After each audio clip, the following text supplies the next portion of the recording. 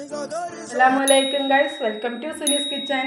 ഇന്ന് നമുക്കിവിടെ soya chunks കൊണ്ട് നല്ല കുറിയ ചാറോട് കൂടിയുള്ളൊരു കറിയായല്ലോ. നമ്മുടെ വെള്ളം ഇവിടെ നന്നായി തിളച്ച് വന്നിട്ടുണ്ട്. അതിലേക്ക് നമ്മൾ 1 കപ്പ് സോയ ചങ്ക്സ് എടുത്തിട്ടുണ്ട്, അത് ചേർത്ത് കൊടുക്കാം.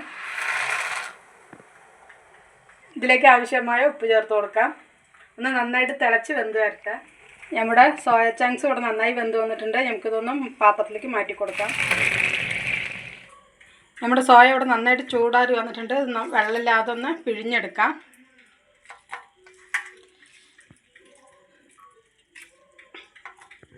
ഇത് മുഴുവൻ ഇതുപോലെ പിഴിഞ്ഞെടുത്ത് വയ്ക്കാം. നമ്മളൊരു പാൻ വെച്ച് കൊടുത്തിട്ടുണ്ട്. പാൻ ചൂടായ ശേഷം അതിലേക്ക് ആവശ്യമായ ഓയിൽ ഒഴിച്ചു കൊടുക്കാം. ചൂടായ ഓയിലിലേക്ക് നമ്മൾ പിഴിഞ്ഞ് വെച്ച സോയ ചങ്ക്സ് ചേർത്ത് കൊടുക്കാം. ഒന്ന് നന്നായിട്ട് വറുത്തെടുക്കാം.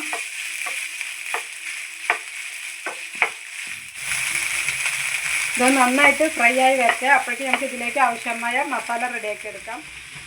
നമ്മുടെ കുക്കർ നന്നായി ചൂടായിട്ടുണ്ട്. അതിലേക്ക് ലേശം ബട്ടർ ചേർത്ത് കൊടുക്കാം.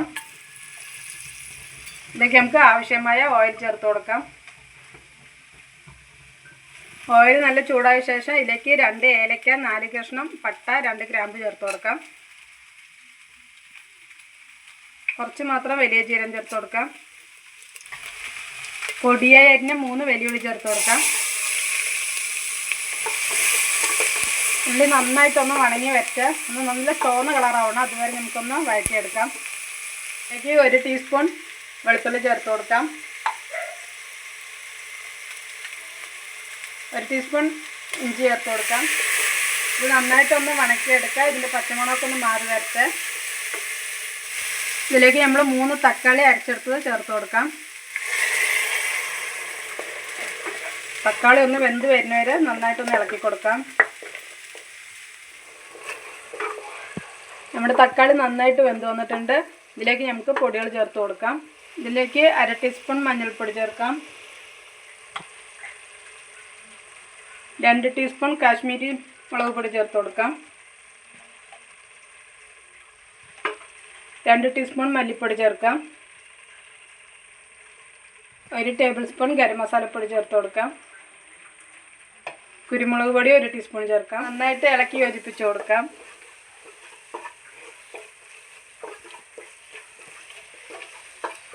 മസാലയ്ക്ക് ആവശ്യമായ വെള്ളം ഒഴിച്ച് കൊടുക്കാം.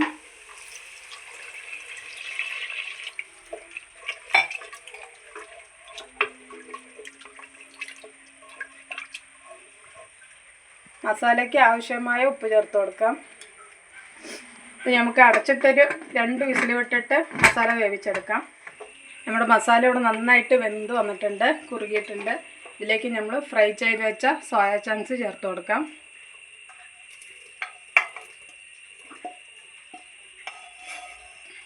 ഇതിലേക്ക് കുറച്ച് കറിവേപ്പില ചേർത്ത് കൊടുക്കാം.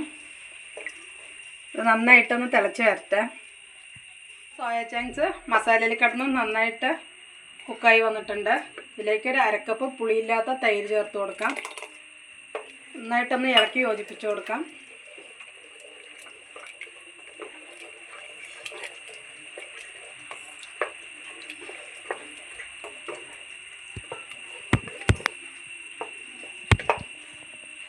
ഒന്ന് തിളച്ച ശേഷം നമുക്ക് ഫ്ലെയിം ഓഫ് ചെയ്യാം. ഇത്രയും മതി. ഫ്ലെയിം ഓഫ് ചെയ്ത് കൊടുക്കാം.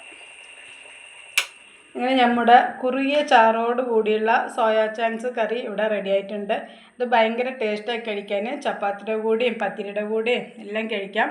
ഈ വീഡിയോ നിങ്ങൾക്ക് എല്ലാവർക്കും ഇഷ്ടമാകുമെന്ന് വിചാരിക്കുന്നു. നിങ്ങൾ ഇതുപോലെ ഒരു വട്ടം ട്രൈ ചെയ്ത് നോക്കിയിട്ട് നിങ്ങളുടെ ഫീഡ്ബാക്ക് ഞങ്ങളെ അറിയിക്കുക.